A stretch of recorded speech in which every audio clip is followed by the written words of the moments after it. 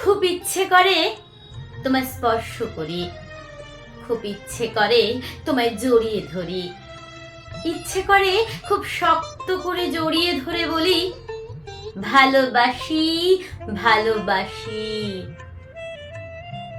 কে বলেছে কাছে থাকলে ভালোবাসা হয়?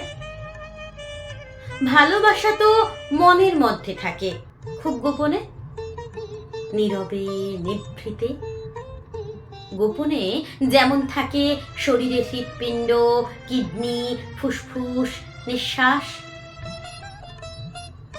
তেমনি ভালোবাসা শরীরের অংশ। এটাই আমার বিশ্বাস। ভালোবাসলেই শরীর স্পর্শ করতে হবে, কে বলেছে?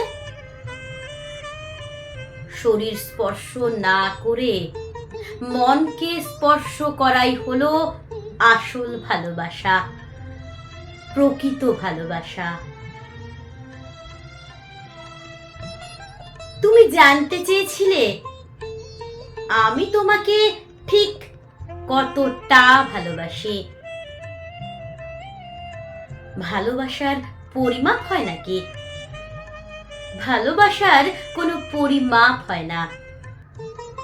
তোমার মন খারাপ হলে খারাপ লাগে, তোমার কিছু হলে আমারও ভালো লাগে না। তোমার দুঃখে আমার মন ভারাক্রান্ত হয়ে ওঠে। তোমার শরীর খারাপ হলে খুব অসহায় লাগে। তোমার কাছে সারাক্ষণ মন পড়ে থাকে, কি করছো, কি খেলে, কেমন আছো ইত্যাদি। এগুলোকে কি বলে? প্রেম, ভালোবাসা, খোঁজ নেওয়া, খবর নেওয়া? আমি জানি না, আমি বুঝি না। পৃথিবীতে এত মানুষের ভিড়ে একজনের জন্য মন কেমন করাকে ঠিক কি বলে? আমার জানা নেই, সত্যি আমার জানা নেই।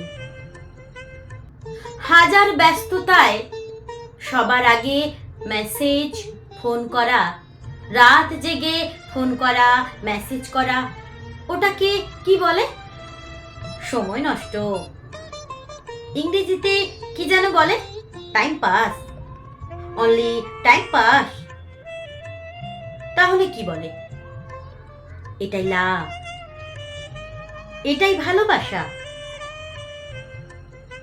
তাহলে যদি এগুলো ভালোবাসা হয়, মুখে বলারও কি খুব দরকার আছে? জড়িয়ে বলারও কি খুব দরকার? শরীর স্পর্শ করাটা কি খুব প্রয়োজন? আমার মনে হয় না। প্রকৃত ভালোবাসা মনের সঙ্গে মনের সংযোগ, মনের সঙ্গে মনের কথা। নাইবা হলো সঙ্গে থাকা, নাইবা পেলাম তোমার স্পর্শ, তাতে ক্ষতি কি? তোমার হাত শক্ত করে ধরেই আমি এগিয়ে চলেছি। তোমাকে ভালোবেসেছি, তোমার মনকে ছুঁতে পেরেছি, তোমার মনের স্পর্শ পেয়েছি। এটাই ভালোবাসা নয়? এটাই যদি ভালোবাসা হয়, তবে হ্যাঁ, আমি তোমাকে ভালোবাসি। আর নেই দ্বিধা, নেই কোনো বাধা। ভালোবাসি, ভালোবাসি, আমি তোমায় ভালোবাসি, আমি তোমায় ভালোবাসি।